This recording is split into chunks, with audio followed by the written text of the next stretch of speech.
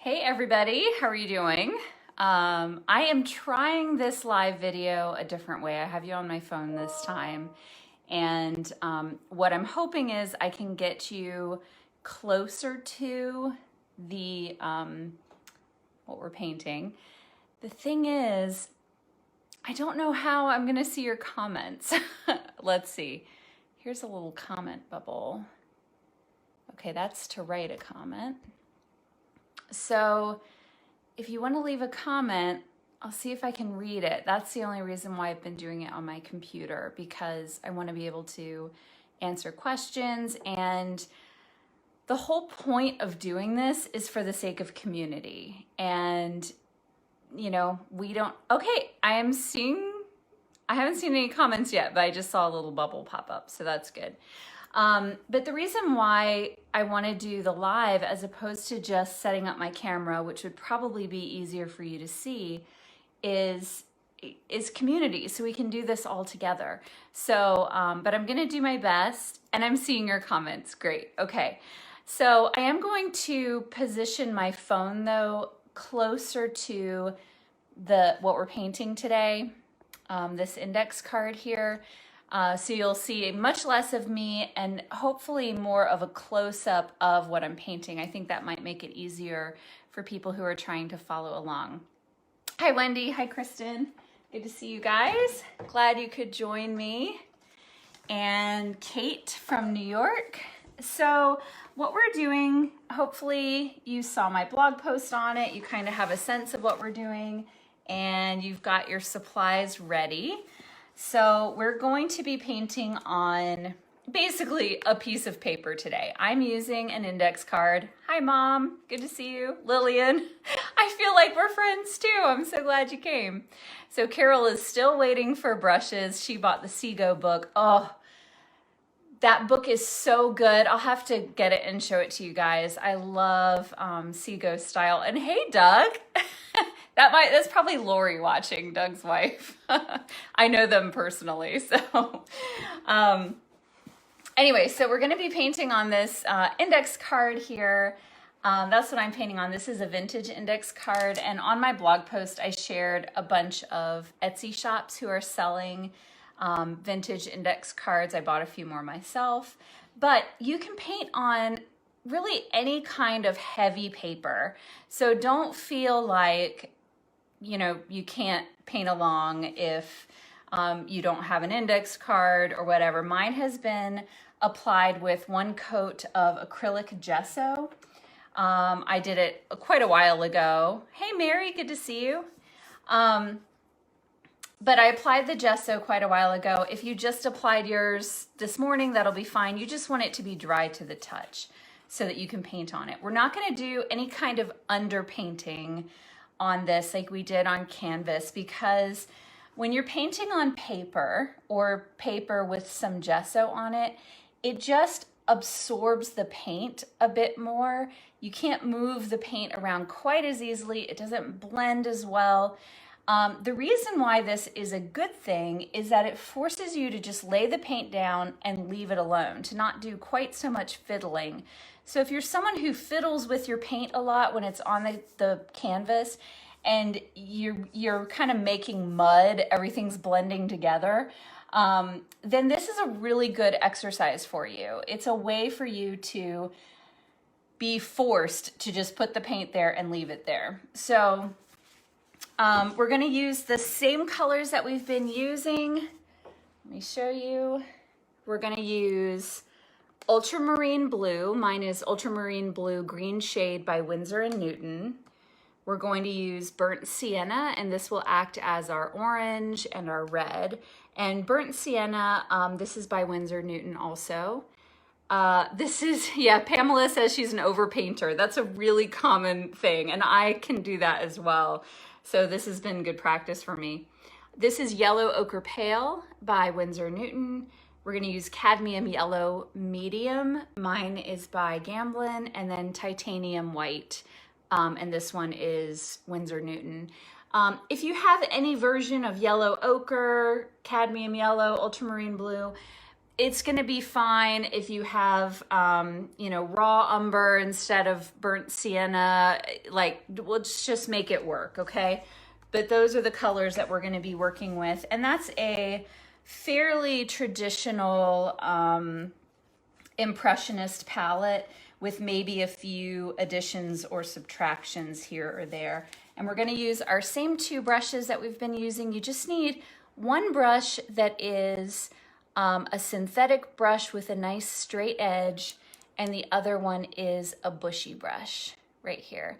The bushy brush that I'm using, I finally figured out what this brush actually is.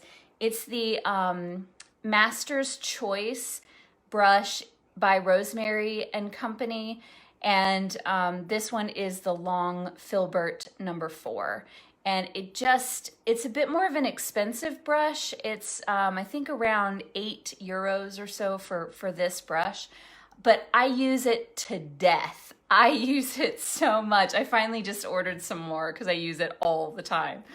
And then this is an ivory flat that we're gonna work with. So let's get painting. And I'm going to position you. Let's see, I'm gonna try to get a good angle here.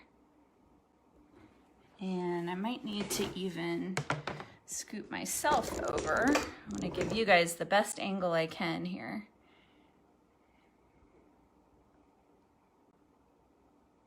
Okay, there we go.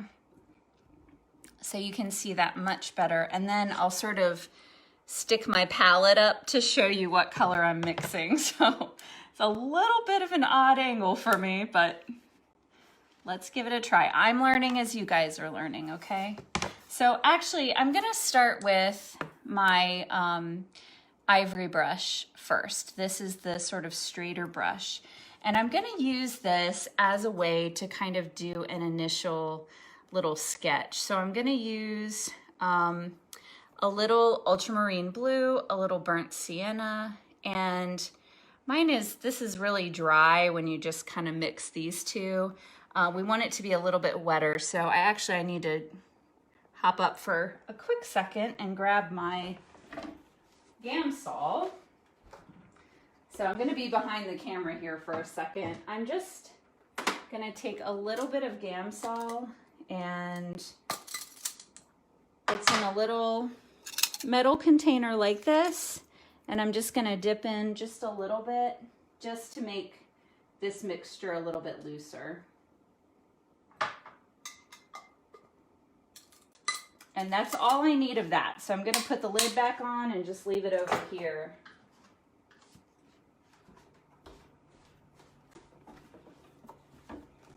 So my paint it's very inky, if you can see. It's almost runny, so that's what you want. If you're working with acrylics, then just add some water to get it like that. And then what we're gonna do, so we're painting this, let me put you up so you can see it. We're painting this Edward Seago study. If you can find it online, I don't know what the name of the painting is, but you can also find it on my blog. There's a blog post that I put up on Tuesday, and it has this painting, so you can go ahead and print that up. So the first thing that we're gonna do is look at the horizon line and where that falls. One thing that helps me so much is, oh goodness, Linda, you had back surgery and you're watching us from the hospital. I hope you have a quick recovery. That's rough. But let me put you on the painting here for a second. One thing that you want to pay attention to is, where's the horizon line? So we're a little bit below half. So when we are drawing that on our little index card or paper or whatever you're drawing on, we want to make sure that we're going to put the horizon line at about the same place.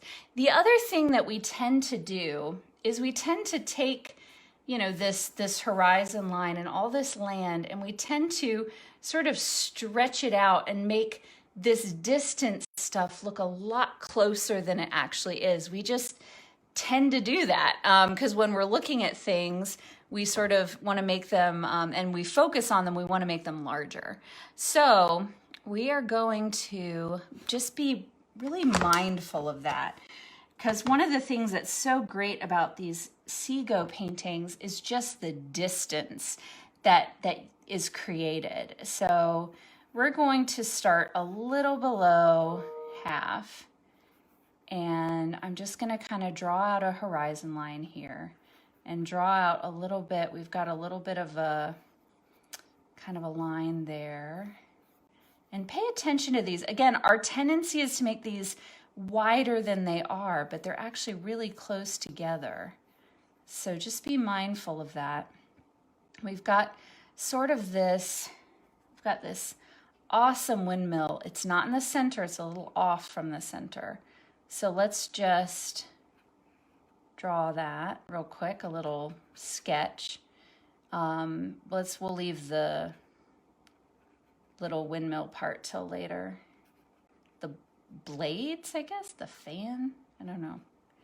So one thing too, we tend to make things grow, especially buildings. We draw them much bigger than they actually are. So I'm trying to be mindful of that. I feel like mine's maybe a little bit big and a little high. We've got little trees next to it.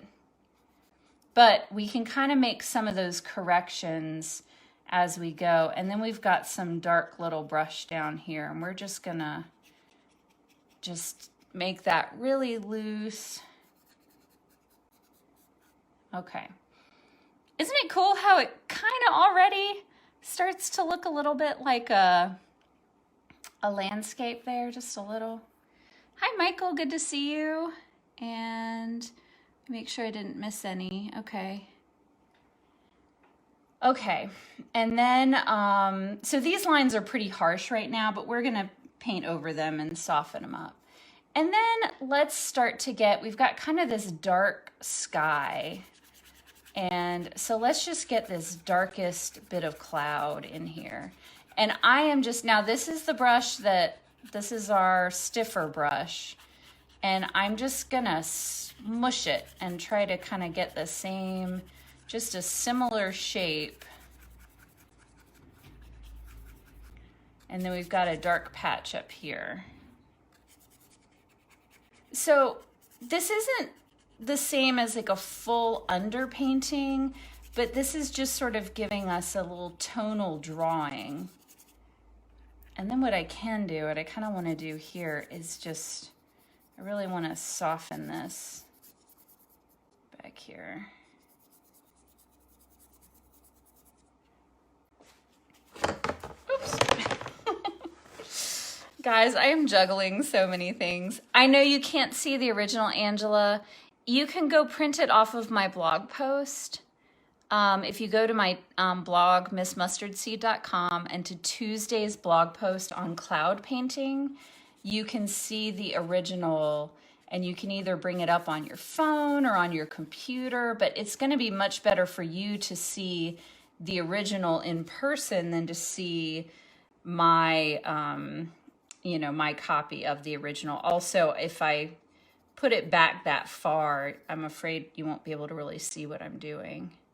So I would suggest getting,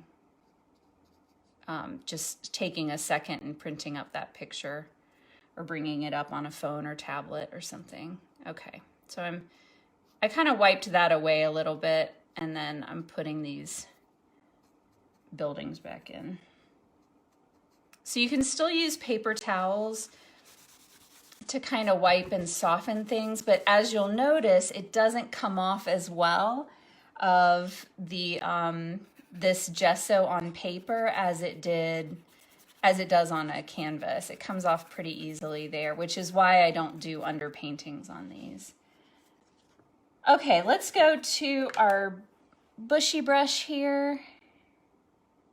Someone said, I'll get behind if I try that. Oh, Angela. Yeah, we'll just take a few minutes and grab a, I'll tell you what, why don't you guys go get the picture real quick and let me show you the book, the Seago book. So head on over to the blog, missmustardseed.com, Tuesday's post, find that picture. You can print it up real quick, or you can pull it up on your phone or tablet. because that's really going to help you. That's kind of the point. We're doing a study. And I'm going to grab the book.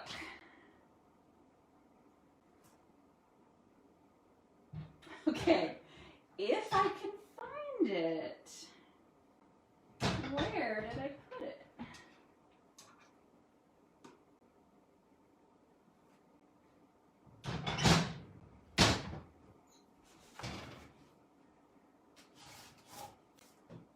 I got it. I was looking for a book with a blue spine because the cover's blue, but it's white. Okay, so this is the book. It just is titled Edward Seago. It's by James Russell. And for those who don't know, Edward Seago is an English artist, and he actually like painted in the company of Prince Charles. I know it's backwards. That's just the camera. I can't do anything about it. But it says Edward Seago. And I really love, here are some very typical kind of British scenes from his era. And, but I just love his work. He does these beautiful landscapes with so much depth. Just amazing work. So that's what we're doing a study of today. Okay, hope you guys had time to look.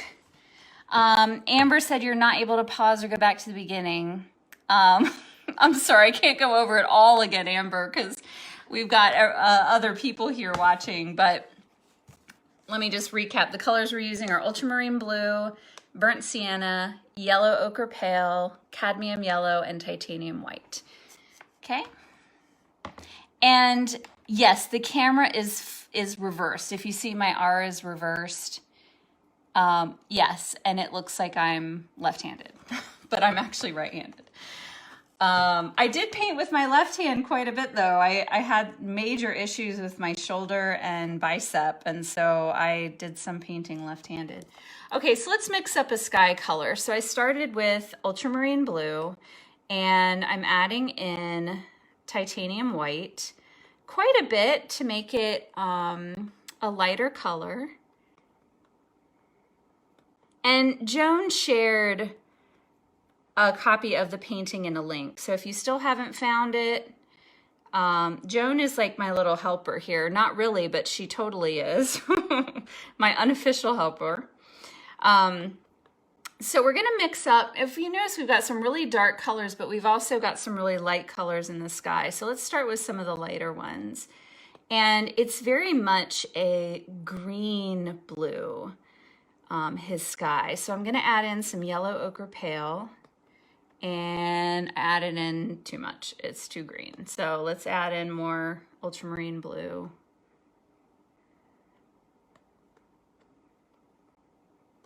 And ultramarine blue is going to darken whatever you add it to. So this is a little bit, actually this is a pretty good color right now for some of our darker colors. So let's go ahead and, I'm gonna go ahead and start with those. So we've got, and what we're gonna do is really just lay on the paint and not touch it too much. And the thing is, this is where it just takes like discipline and kind of trusting the practice or the process. When you're just laying the paint down and leaving it there, our mind is telling us, this does not look like a cloud. We need to fix this to make it look more like a cloud.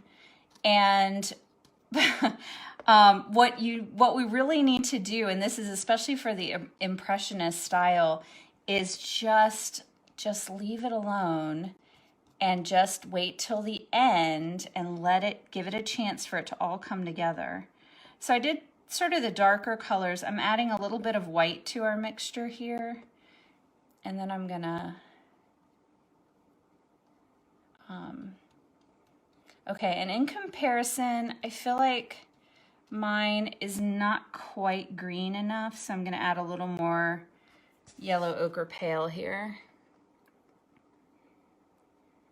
So the Sky Mix Tiffany is ultramarine blue, white, and yellow ochre pale to get this sort of soft green blue. And I'm adding in a little bit more white to that. And I want even more white. Let's make it even lighter. So I'm just adding white to that same mixture. If you've done a few of these with me, you know I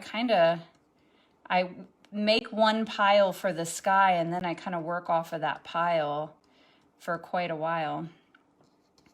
So what I'm doing is my eyes are kind of going back and forth between the painting and my painting. And I'm trying to put this color kind of everywhere I see it. And this color, this kind of medium, I'm going to add even a little more white to it and just a little bit more yellow.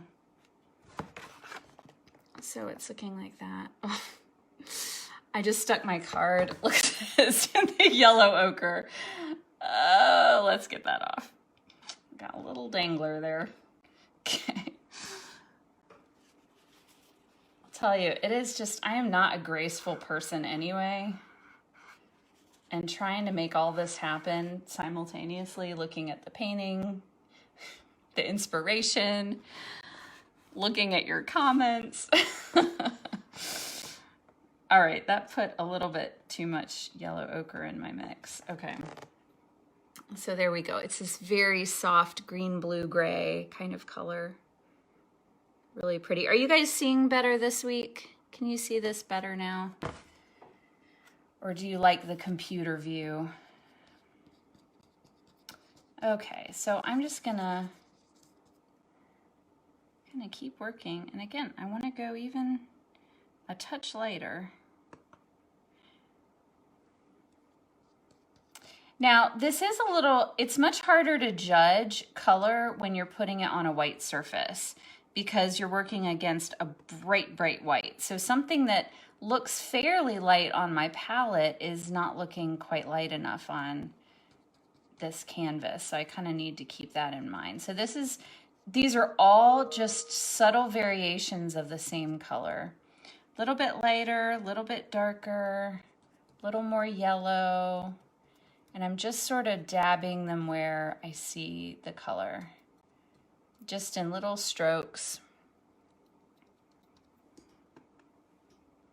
And if mine's not just like his, like that's fine. This is just about, it's just about learning. You can kind of learn somebody's style, but you're still doing it in your own hand. So it's still gonna be, you know, unless you're a copyist, it's just still gonna have your little fingerprints on it.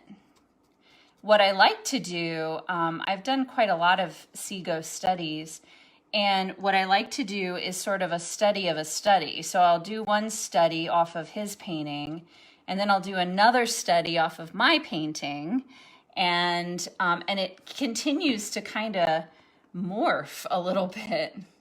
So this is the same mix, it's just got a little bit more green in it. I'm just seeing a little more kind of color in there in the sky. And this is kind of where it takes some discipline, because if you're watching this here, maybe it's kind of taking shape as a landscape, but it might look like a total mess also. To me, they always look like a mess to me. I'm like, this is not going to work out. This is not going to be good, Marianne. That's a pretty normal thing for me to feel like when I'm working on these. And then I take a step back once I finish and I'm like, okay, it kind of worked. So I'm adding in a little bit more white because it gets a little lighter as we head to the horizon, really just about to the side of the windmill. So I'm gonna, the other thing is too, we're doing a very small study of a large painting. And so we're just, it's not gonna be an exact thing. It's gonna be sort of a, it's an impression of it. We just want to capture the feel of it. it doesn't have to be exact. So if you find like, you know what, I'm not even gonna put a windmill in mine, just not feeling the windmill, then don't put it in. So I'm adding even a little bit more white as we get to the horizon there. Okay, and then we've got kind of a little cloud here. It's a little warm, so I'm gonna do a little more yellow ochre. So this whole sky is just variations of yellow ochre, ultramarine blue, and white. And you just ask like, is this lighter or darker? If it's lighter, you add some more white. Is it more yellow? Is it more blue? So this is, we've got a little bit of a white, so you see my little pile here. I just kind of keep working. So Robin doesn't like the windmill. So yeah, just don't put it in there. It is your, oh gosh, guys, I've got paint like on my lap. That's what I've got going on. You can wash paint out, by the way, with like some Murphy's oil soap or like an olive oil soap. The key is to try to get it right away. So when I'm done with this, even though it's my sweatpants, it's like do you guys have like dressy sweatpants and painting sweatpants? I have like dressier sweatpants on, which is really silly because they're still sweatpants. They're just ones that aren't like totally destroyed. Okay, so we're kind of putting a little cloud in there. So it's our same mix. I just put a little more yellow, a little more white, and I'm gonna put a little bit more of now this darker sky around it, so it kind of is distinguished a bit more as a cloud. And it's fun. Every time I do one of these, I learn a lot. I learn a lot about like how many colors you can put in a blue sky. I just learn a lot, and it helps me to grow as an artist. And that's why studies are really valuable. It just helps you to learn what other people do. This was probably also done, he was a plein air painter, which means he painted outside. So this was probably painted from life, which is pretty cool. Kind of can take you to other places. So I'm shrinking my windmill a little bit. I made it a little bigger than it really needed to be. And as the sky goes off to the side, it gets darker, a little more ominous. So into my darkest color, I'm going to add in a little bit of burnt sienna, a little more yellow ochre, because again, this sky is very blue-green. And I'm going to add a little more ultramarine blue. Kind of keep tweaking that mixture till I get a darker sky color that I'm happy with. So there we go. That's kind of the colors we've got going on. Hi, Sue. Glad you're joining us. Yeah, and Sue from Done by Designs, she says she loves the windmill, and I love the windmill too, so I am going to keep the windmill. I don't know where this paint on my lap is coming from, probably my hand. Okay, so let's see how this color works. Yep, I like it. It's a nice blue-green, so we're gonna put that on, and that's the same mix, just with a little bit more yellow, a little bit more ultramarine blue, a little bit more burnt sienna, just to darken it up.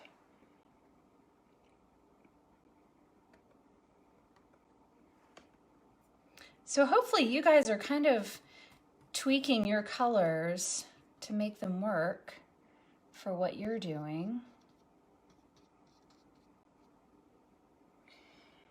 And let's see, I guess I need a little more sky color in this hole. Sometimes I leave holes and I'm like, wait, why is that there? That's not a cloud. I just need more sky color there.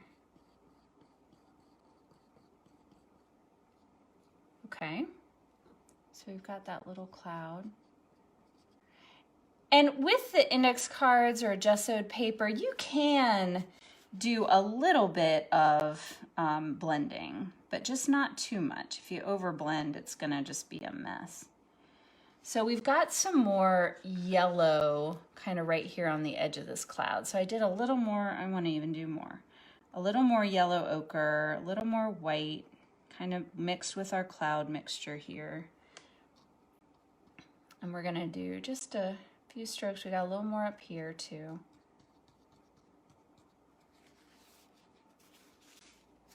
I'd say even a little bit kind of over here, we can just sort of mush a little in. And then for the whitest cloud color, which still isn't all that white, I'm just taking, I'm kind of borrowing from our sky colors, mixing them in a bit with white right there. Tiffany's so far behind. Yeah, just do what you can do. Just keep on plugging away. You can always skip around. Like if I finish with the sky and you're not quite done with the sky, you can always skip and move to the ground with us and then go back and watch it again. It's available right when I'm done. So I'm putting this cloud in. So you can, it's okay to hop around. You don't have to go in the same order.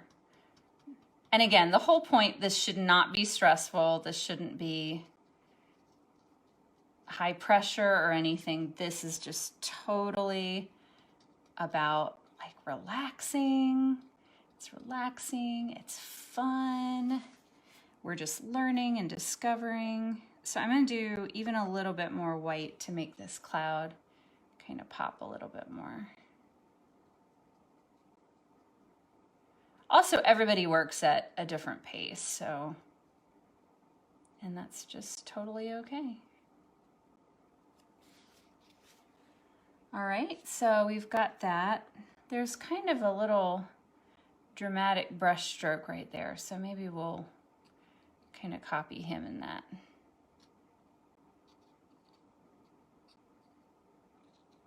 Sometimes what I'll do too, if I don't want to do a study, but let's say I'm working off of a picture that has kind of the same mood as something, as like a Seago painting or another painting that I like, I'll put that painting up next to my picture, my inspiration picture, just to give me kind of an idea of like what colors I want to work off of.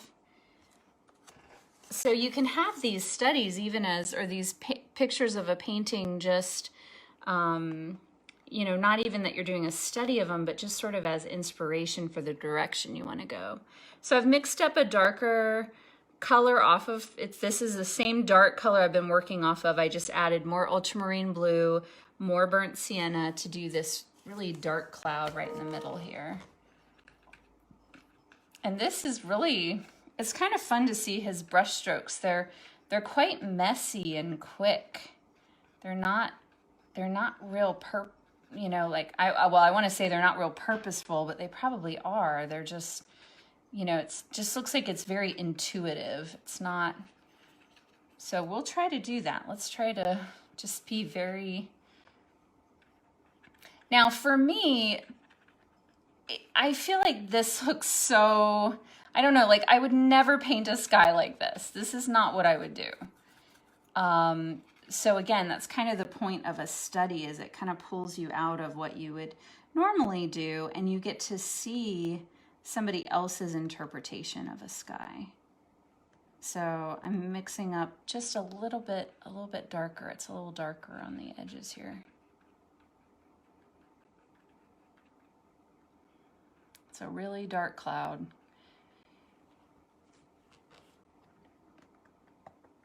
And then let's go around the bottom of the cloud.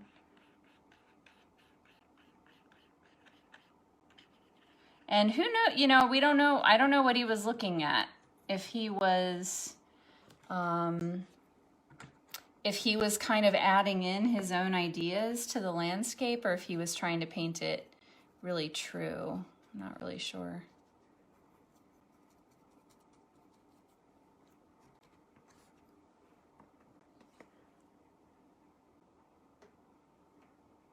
All right, so Lynn, you're asking about painting with oils and do they have strong fumes? The paints themselves really don't, especially if you use a quality paint. It's really the solvents that you use with them that have the more of the fumes. And I don't use those very much. I really keep the lid on them most of the time. So I'm just sort of playing here a little bit. And what else do I want to do? Maybe I'll bring this cloud up a little bit.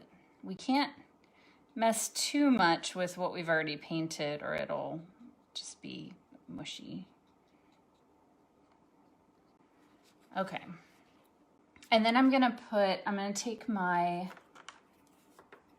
straighter brush out for the background because we've got a lot of little layers of ground. So the first thing I'm gonna do is take a little bit of my lighter sky color and I'm gonna put it down here.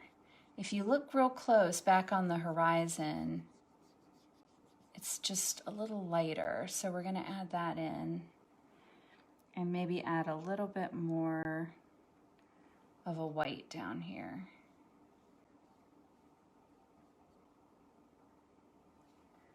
Okay, and then we've got a pretty bright blue back on the horizon. So I'm gonna get just a little bit of ultramarine blue and I'm gonna mix it with white. And I think I'm gonna do a little bit of yellow ochre pale. Like that. So again, we've got kind of a nice green blue. It's a little bit, I'm letting it be a little bit bluer than our sky. And then let's get this far off. I'm gonna allow a little bit of that brown to show that we drew with. Just a little bit to show in the back there. And one reason why we are gonna wanna work back and then to the front is so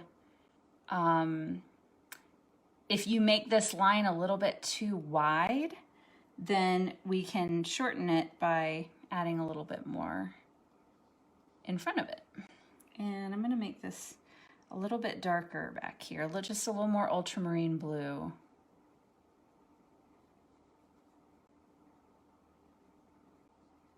This out a lot more, this blue back here, but it's a pretty strong blue. And I'll even do a little bit more ultramarine blue, just a teeny touch of burnt sienna to gray it out a little bit more. And let's do another pass here.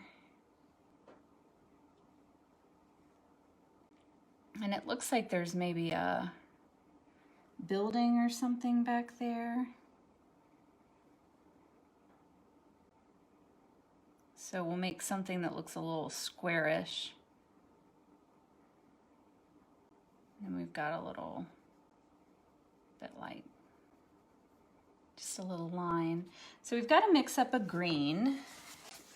So we're gonna grab some ultramarine blue.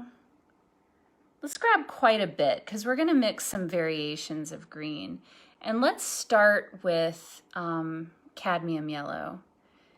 And when you mix those two together, you get this great kind of grassy green. And this is really rich. This is not what we want to use right away. We're just getting a base green mixed. Okay, so we're going to off to the side a bit. So we don't want to mix this whole pile. We want to mix a little bit off to the side. So then we have some options. We can maybe mix a little pile off to here that's a little darker, a little pile off to here that's a little bit more yellow. We can kind of pull off of this pile and make different colors. So we've got kind of an aqua, and I'm gonna add a little yellow ochre pale to it.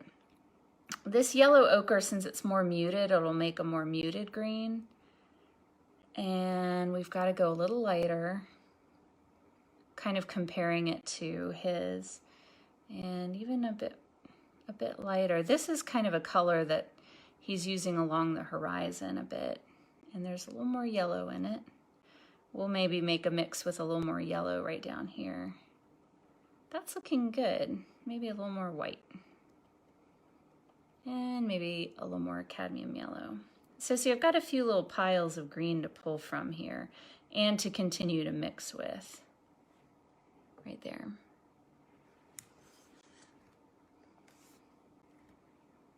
Okay. So somebody's asking about where we get these index cards. So I buy them off of Etsy, and there's, oh my gosh, guys. I'll have to show you how much paint I have on myself because it's pretty funny. Okay, let's try this. So I think this color is pretty good. Okay, so we're kind of putting in this little lighter green area. And he's got a little bit of brown back there, so I'm just gonna leave some of this brown showing. And I'm gonna mix our green, our lightest green even a little bit lighter for way back here. And just put just a little bit of this color back there. And it's also, we've got a little bit of this color back here. So I find them off of Etsy. I linked a whole bunch to my blog that I found. Now, people taking this class might have scooped them up already. I'm not really sure if they're all still there. And I'm gonna mix an even whiter color off of our lightest green, a little more white and a little more cadmium yellow. Because I like how this looks kind of sunlit here.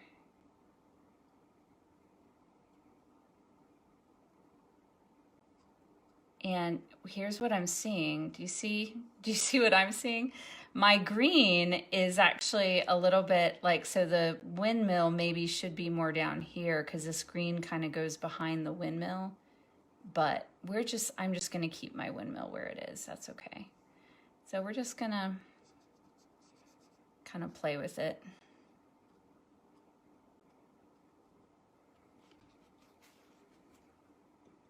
And I'm gonna go into the darker green and add a little bit of burnt sienna to it.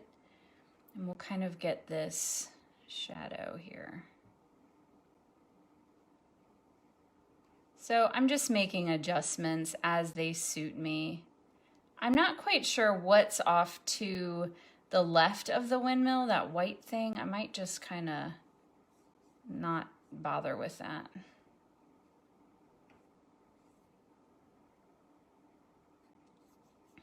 And then we've got some of this darker green down here too. So I'll put that in. And then we've got it down here too.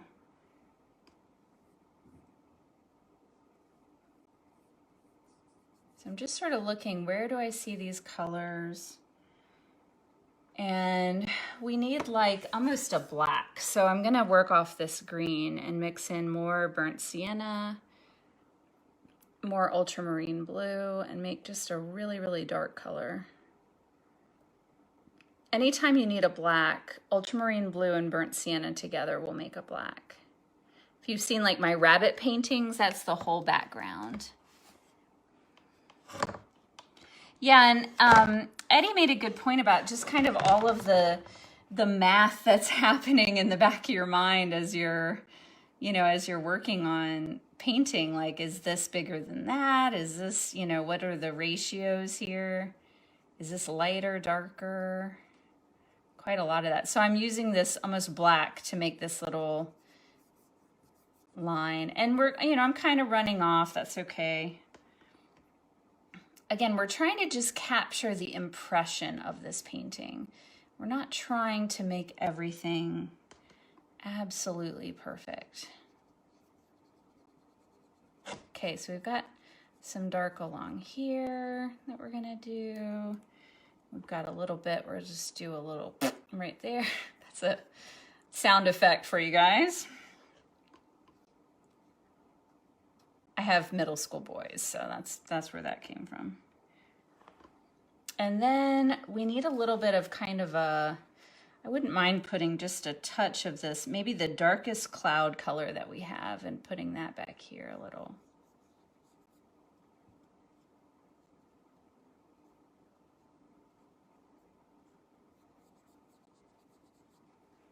So we need to mix up a little bit of a kind of a light beige color. So we've kind of got that here in the cloud. So I'm going to use some yellow ochre pale and mix it into that. We'll start there, and then we'll mix in a little bit of burnt sienna, and then let's get some white in there. We've got kind of a nice beige color for, oh, guys, look at this. It's like a disaster over here. Oh my goodness. Oh, this is not a good way to work. I'm gonna have to find a different setup. So I'm not wearing everything. Okay. And one note, so some paints, and this is true of whether it's an oil paint or an acrylic, some of them are toxic, and that's the cadmiums are particularly toxic. So you do want to be aware of that. I mean, just painting with them, I haven't heard of that being an issue. You don't want to be eating in your studio while you're painting. If you paint in your kitchen, make sure you're really, I wouldn't recommend painting in your kitchen if you can find a better spot. But yeah, you don't want to mix food and paint. All right, so we've got kind of this beige color, and I'm doing a little strip through here. And then we've got some down here. And I guess it's kind of dirt. I'm not really sure. Then we've got sort of this, we've got a little bit coming through here too. I'm just adding a little, I'm kind of tweaking the color as I go, adding a little more white, a little more yellow. We've got, I'm gonna go back to our green pile. We've got a little bit of green through here. And then some, like, I'm not gonna worry about getting like super detailed with here. I'm just gonna kind of, what suits me to do, I'm gonna do. So we've got a little, he kind of does a little like, I don't know, scrubbing his brush through there. So we'll try that. And a little bit through there. And then we've got some beige back here as well. We'll just put in. And we've got, I'm gonna add a little bit of cadmium yellow to this beige, just for some of these kind of more sunlit areas.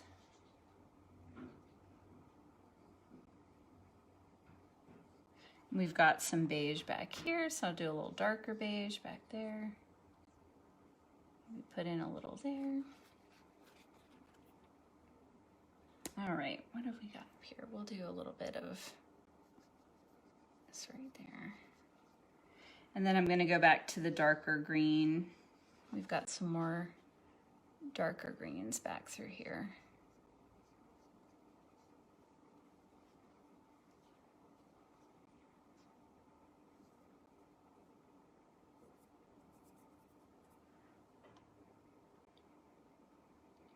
Yeah, Terry, I made the black with ultramarine and burnt sienna. Okay, let's see what else. I'm gonna use the black down here, kind of a black green almost. And we've got just a little strip of kind of this yellowy beige. So I'm gonna use that same color that I mixed up and just put a little bit in there.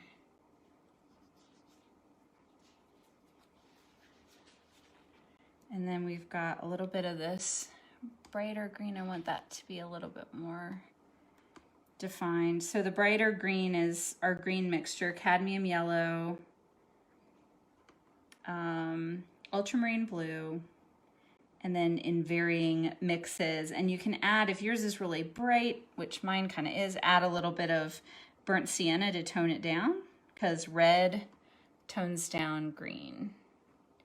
So remember, we're using burnt sienna as our green, as our red. And then we've just got some kind of mixes of light greens through the middle there. So I'm just gonna kind of mix up some different, just some variations on our greens still. Put some more greens in here.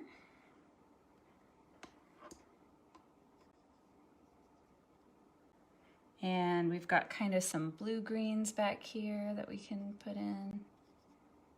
Just sort of pulling, you can even pull a little bit from your sky colors and kind of put a little blue in there. I love that Seago always has so many colors going on. I'm not gonna do, we've got like a little cluster of cows here. I don't know if I'm brave enough to try that one. Why don't we keep the cows out of it for right now? It's funny, I don't mind painting cows like, a full cow, but when it comes to like just painting little like cows in the field, I don't know. Maybe we should try it. They're just little dots almost. Maybe we'll give it a go. Let's be brave. You guys are being brave by being here. Okay, I'm just kind of looking at what I see and putting down an impression of it. This is a darker color here behind these. And then we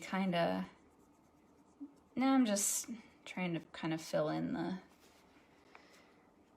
the rest of the canvas here. A little bit of light green right there.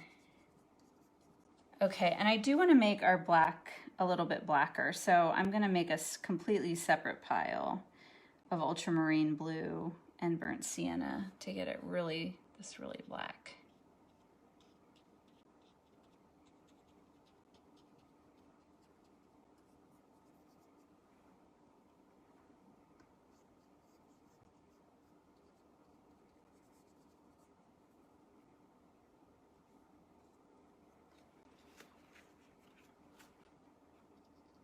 Then I'm just kind of feathering the edges of these a little bit. Just kind of letting the brush just kind of gently touch the edges just to soften them a bit.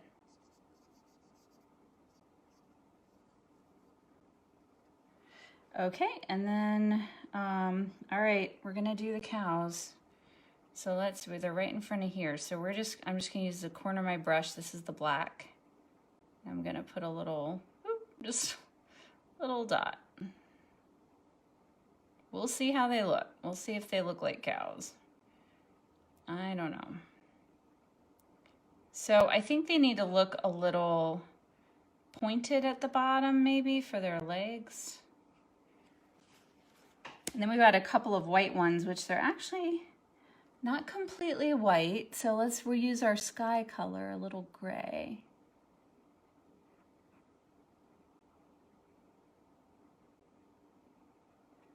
And some brighter white highlight on, just make them pop a little more. I don't know, do they look like clouds? What do you think? Clouds, cows.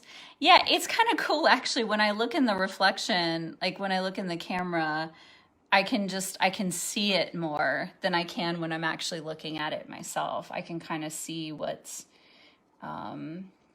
looking right, what might need to be tweaked. But again, this is about fun and learning. So don't feel stressed if yours isn't coming along the way you want. I'm just going to be a little less tidy with this cloud here. My cloud is a really weird shape. I don't know if I can fix that because I've got too much paint up there already. I think it might just have to be a little weird. Okay. So what I'm gonna do, I think I'm gonna add just a little bit more of a green blue back here. And then I'm gonna work on the windmill. And so I'm noticing now under the windmill that there's this dark shadow. So I'm gonna put that in. And then we've got shadow under there. Okay. And then we've got some trees. So I'm gonna get those in. We've got a little building here. What I like about this building is the two little, like you can see the little cupolas on it. I think that's kind of cool. So I left a little bit too much space, so I need to kind of shape this building a little bit more. And shape around the trees a little more. So I need to mix up more black. I try to keep, when I mix a black, I try to keep it off by itself over there. Here's my black. Because when you mix it off of something that has white in it, it starts to, it's really easy to contaminate your black with white, and then it's not a true black. So try to keep it separate. All right, so let's get the back of this windmill. We've got a little building off of it. Let's get this a little blacker too. And I want to add just the little cupola. I'm just using the corner of my brush. If you want to use a little brush, you can. That's okay. I'm just trying to keep things simple. Okay, so the back of the windmill is the blackest black.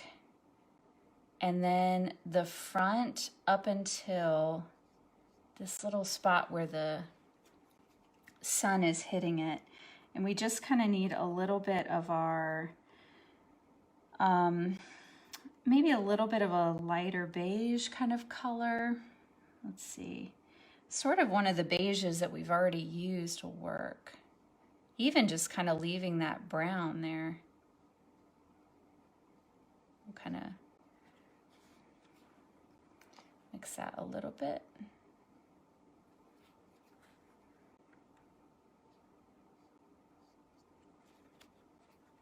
And then we definitely have some black right here, so we'll have, oops, not enough.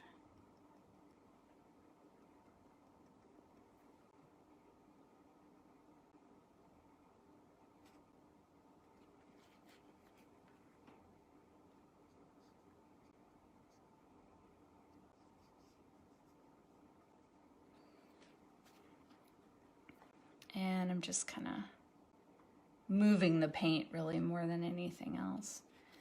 All right, we need to shape that a little bit. So I'm using a little bit of that sky color.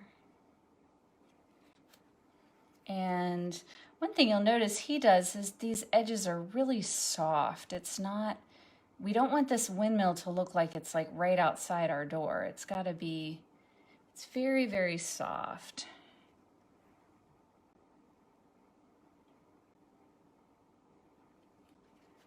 And then the roof is just a little bit lighter because it's catching light. So I'm just adding a little white to that black. We'll kind of make a little roof. And then we've got a little something off the back. I don't know, we'll just do a little, try to draw what we see. Not really sure what all that is. And then we've got these great blades off of the windmill. So I'm just gonna kind of draw this little piece and then, all right, it makes me nervous.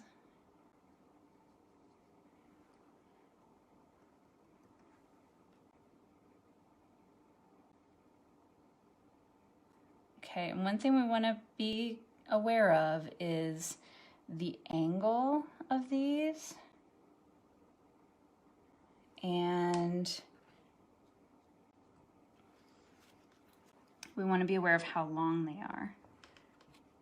And I'm getting a little bit of my sky color kind of mixed in there. So I'm gonna add a little more black. But I kind of like how that it looks nice and soft. It's just a little blurry.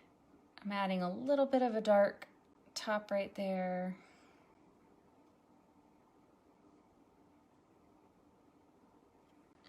And then I'm gonna add maybe a little bit of this green back here. Again, just kind of shaping out that building a little bit more.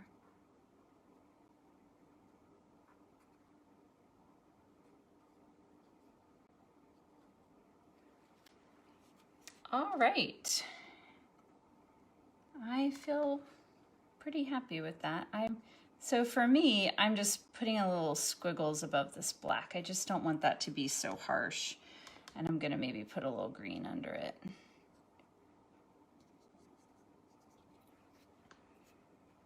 And maybe add in, I don't know, do a little squiggle there too. Again, it's a little tricky because like I don't know what I'm looking at. I'm looking at his painting, but I'm not sure, like, is this, you know, is it grass? Is it mud? I don't really know. I'm just guessing at his interpretation of it. And then there are he's got a few little white things in the distance. And I don't know what they are. Are they, you know, buildings? Are they, you know, he often has water in the back, and there are things back there that almost look like sails. You know, is this blue water? I don't know. So let's add a few of those. And I'm gonna just take the corner of my brush and with white and add a few little things.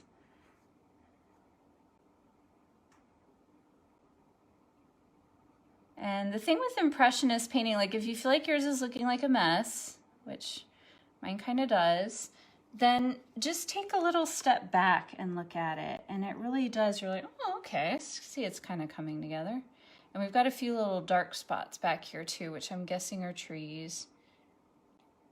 So I'm gonna kind of put some back there. All right. There we go. Oh, Sue, you want to buy this one from me? Okay, I'll put your name on it. So there you go. There it is. I'll answer some questions. So I know someone asked me about varnishing, and I don't varnish these. I do varnish my paintings though. Whoops, getting paper towels. I do varnish my paintings that I do on canvas. So let me show you a couple of things. I'm gonna take my, okay. Hi, there's my chin. Great, okay, there we go. So a couple of things. Well, let me show you. Here's the finished painting. Right there, and I'll post a picture of it on my blog. If you guys want to share the paintings that you do, I would love to see them. So you can send them to either DM me through Instagram, or you can send me an email, Marian, M-A-R-I-A-N, at missmustardseed.com. And I'll share them on my blog, or share them with my audience on Instagram, or keep them private if you don't want them to be shared. So if you're using a wood palette, what I'll do, I've showed before, I scrape off this extra paint with a palette knife, and I put it all in one pile, and then I put my pile over here. And I've been painting a lot lately, so I have a few different piles of leftover paint. And then I'll draw from those when I need grays, when I'm like mixing skies. I didn't use these this time because I wanted to start from scratch, but you can use those colors. I keep my colors on my palette all the time. I don't take them off. What I'll do is, if the paint has like a skin on it, I'll pull that off with a palette knife, and then the paint underneath is usable, and I just keep adding to it. And that's a pretty common practice for artists. You'll see famous artists, their palettes might be in a museum, and you see this sort of these crusty piles of paint, and then you have this working area in the middle. And the way that I clean it, so I'll scrape off all the extra paint, I'll wipe it down with Gamsol or some turpentine, solvent, something like that that's going to clean off the paint.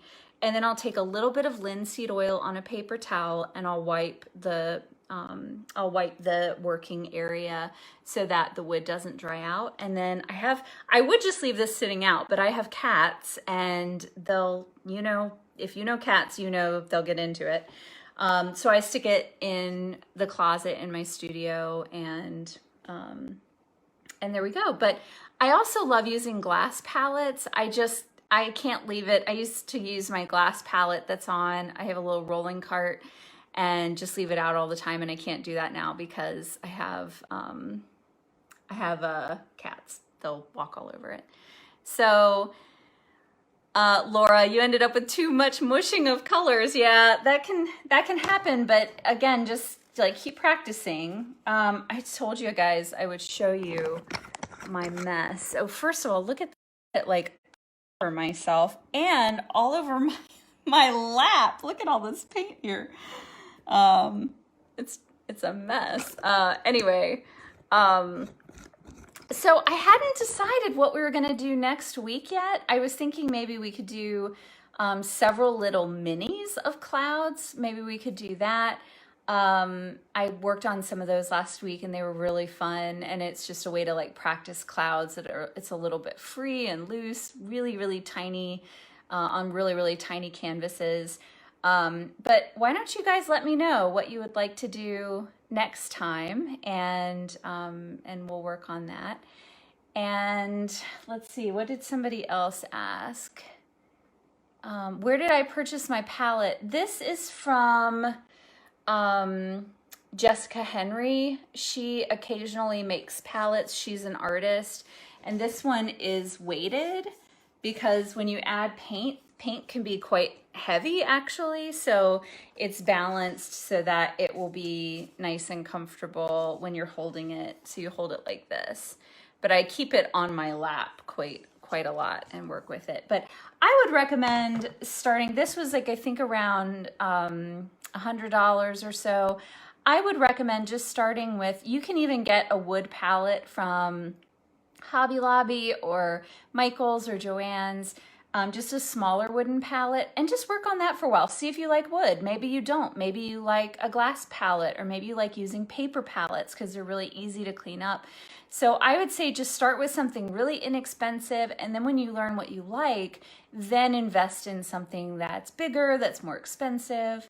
Okay, I'm seeing a few votes for minis. So yeah, let's do minis next time. We'll use all of the materials that we currently have. And let me show you an example of, now I'm going to get paint all over my curtains. Let me see. I'm just going to, let me see where to put my palette. All right, I'll set it here. All right, let me even turn the camera around. There we go. Okay, so these are some little minis that I just did. So maybe we'll do those. I think that would be fun. We could probably do 4 or 5 of them together. And if you don't have little mini canvases, I was looking around online and they're not super easy to find. What I did is I just cut some canvas paper into 3x4 pieces, and I've toned them all to let them dry. And I'm just going to paint on these as my minis. So you can use little pieces. These are out of a canvas pad. I'll show you what a canvas pad looks like. So it's one of these, and just out of one piece, I got a ton of little minis to use. And so why don't we do that next time? A few other people wanted to do like still life, like pears. I'm seeing barns. So we'll think of all of those. But next week, we'll go ahead and do some little mini landscapes like this, just to kind of continue to work on landscapes and clouds. And then maybe we'll move on to something else. So, all right, here we go. I'll turn around the camera one more time so you guys can see me. So thanks for joining me. Let's get better lighting. There we go. Thanks for joining me today. This video will be live on my page, and I'll also post it to my blog so that you're able to watch it there. I'll post supply lists again. You can find the Seago painting there. All of that's on my blog, missmustardseed.com, and make sure you share your work with me on Instagram by tagging @missmustardseed or by sending me an email with your work. So I'll see you guys later. Have a great weekend.